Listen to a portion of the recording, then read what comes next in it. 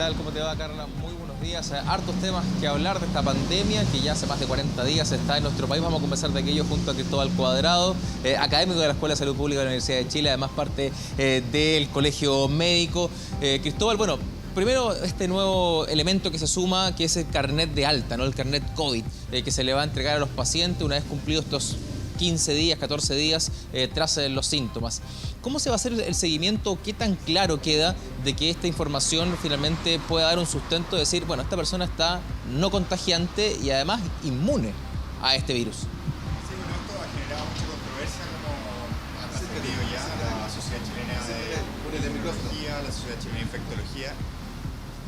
Sí, perdón. Ahí está, ahí estamos escuchando nuevamente, a ver si nos quedamos ahí con el experto. Particularmente en esta certeza un poco que le plantea la autoridad que la gente va a estar inmune, la verdad es que es algo que todavía no sabemos, por lo tanto yo creo que hay que llamar a mucha prudencia. La autoridad tampoco ha dado demasiada información, en teoría van a empezar a entregar gradualmente estos carnets, para lo cual debería haber un control a los 14 días. O sea, cualquier persona que ha sido diagnosticada de COVID al día 14 debería ser contactado, ya sea por vía telefónica o tener un control de manera presencial, en el cual primero se compruebe que la persona no tenga ningún síntoma. Si la persona está libre de síntomas, en ese contexto entonces podría ser dado de alta. No obstante, yo creo que es algo que hay que estar abiertos a revisar, porque la verdad es que la fecha o el número de días exactos en los cuales una persona puede tener o seguir teniendo riesgo de contagio a otros es algo que aún es una materia de investigación y que podrían haber novedades. Respecto al chequeo, Cristóbal, se ha descartado el hecho de realizar un PCR de salida, sino más bien otro examen que pueda medir anticuerpos. Es al menos una decisión acertada en la medida de que este examen se puede hacer incluso más ampliamente que el PCR, que cuesta tanto realizarlo, además que demora cerca de 12 horas en chequearlo en laboratorio, más la demora que hay por la cantidad de casos que existen, ¿no? Sí, bueno, eso tiene un problema fundamental que nosotros lo hemos planteado, y es que el tener anticuerpos positivos no significa que uno no esté infectando, ¿sí? Y eso es algo que también, nuevamente, la Sociedad Chilena de Inmunología fue muy clara en esta materia, la Sociedad Chilena de Infectología también. Le dijeron al ministro, si es que usted le toma una prueba de anticuerpos a una persona, que es lo que van a implementar, y esa persona sale positivo, no significa que esa persona haya dejado de infectar, algo que todavía no lo sabemos, ¿sí? Las pruebas de anticuerpos tienen otros usos, ¿sí? En algunos países se están tratando de usar para que en población general, no necesariamente alguien que se sabe que está infectado, poder saber si es que ha tenido o no contacto con el virus, por lo que esperamos que esas personas eventualmente se vuelvan inmunes, ¿sí? Pero eso, nuevamente, como les decía antes, es algo que es materia de investigación científica. Por lo pronto, lo más relevante para poder decidir si es que una persona puede ser dada de alta o no es el tiempo y que la persona no tenga síntomas. Esos son los dos elementos más importantes. Cristóbal, se ha dado a paso ya una nueva etapa, así lo ha determinado al menos la autoridad sanitaria, el Ejecutivo, en palabras del presidente, donde ha señalado que hay que aprender a convivir en esta realidad distinta, ¿no? De poder convivir con un virus del cual no hay cura todavía, no hay vacuna, por ende, con un regreso paulatino ya a nuestras actividades. Desde el punto de vista sanitario, que este retorno no sea muy cercano a esta fecha que se ha determinado como el pic de la enfermedad, la última semana de abril, la primera de mayo, ¿corresponde en esta etapa o es más bien un proceso de preparación para algo que puede ser incluso pasado mayo? Todos probablemente queremos volver lo más pronto posible a nuestra normalidad. Esto tiene evidentemente costos para todas las personas, para las familias, no es fácil, digamos, lo que nos está pasando. Eso sí, hay que tener mucha prudencia con respecto a cuándo se toman medidas para volver, digamos, a las condiciones normales. La Organización Mundial de la Salud en esta materia ha sido muy clara, diciendo que ningún país debería intentar levantar sus medidas de prevención antes de haber tenido estabilidad, al menos durante 2 semanas de los casos, y que además se cumplan una serie de otras medidas, muchas de las cuales hoy día aún no se están cumpliendo en Chile. A mí me parece que es muy prematuro esta invitación que hace el gobierno, y también por eso generó tanta controversia el viernes cuando aparece este instructivo para los funcionarios públicos, pero la verdad es que la semana pasada todavía los casos van en alza, ¿sí? O sea, no hemos llegado todavía al pic de casos, ¿sí? Y como tú bien decías, la mayor parte de las simulaciones nos hablan que el pic de casos debería llegar durante las próximas semanas. En ese sentido está muy bien hacer planificaciones, está muy bien empezar a anunciarlos, pero el querer empezar a implementar este levantamiento de medidas probablemente no es algo prudente y así se lo hemos hecho saber a la autoridad. Cristóbal, se ha tomado como referencia la cantidad de cifras de recuperados, al menos así ayer lo mostraron en un gráfico por parte del presidente, donde la cantidad de recuperados ha ido en aumento, incluso alcanzando la curva de cantidad de contagios de gente activa, ¿no? Que eso sería al menos el sustento para poder tomar esta determinación ya de planificación del retorno a la vida normal. ¿Es suficiente al menos ese argumento para poder avanzar en lo anterior? No lo es precisamente porque la definición de recuperados que está tomando la autoridad aún sigue siendo una definición exclusivamente estadística. O sea, lo que ellos hacen es que toman los casos que habían hace 14 días, descuentan los fallecidos y esos son los recuperados, ¿no? Si es que esos recuperados efectivamente fueron recuperados que hayan sido contactados por vía telefónica, nos aseguramos que son asintomáticos y son personas por ente dados de altas, uno podría quizá llegar a esa conclusión.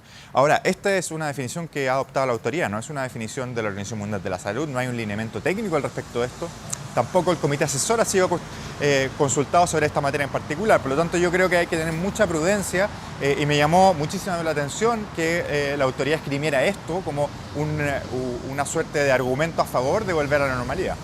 Cristóbal, ¿qué pasa con otros puntos de esta normalidad, digamos, de nuestro día a día, que de a poco se han ido retomando? Hablamos de los funcionarios públicos, pero también hay una presión importante del comercio de poder retomar sus funciones, de abrir los centros comerciales y bajo qué condiciones se pueden realizar eso, entendiendo que nos vamos a tener que seguir cuidando de este virus. Pero ¿cómo se puede compatibilizar las dos cosas? Mantener el cuidado por la salud y también que el comercio vuelva a funcionar. Por supuesto, las recomendaciones ya están, la mayor parte de ellas sobre la mesa. Hay recomendaciones generales como la necesidad de distancia social, por lo tanto hay que adaptar todos nuestros espacios físicos a que hayan idealmente delimitaciones de los espacios recomendados entre personas, limitar la cantidad de personas que pueden ingresar a la vez dentro de los espacios físicos, tener elementos de sanitización como alcohol gel, el uso de mascarillas al interior de los espacios cerrados, lavado de manos frecuente de las personas que están trabajando en estos lugares. Todo ese tipo de medidas son fundamentales y implican obviamente una planificación. Yo creo que todas las empresas, todo el comercio va a tener que realizar adaptaciones y por un buen tiempo vamos a tener que ser capaces de convivir con estas nuevas medidas en esta nueva normalidad que anuncia la autoridad.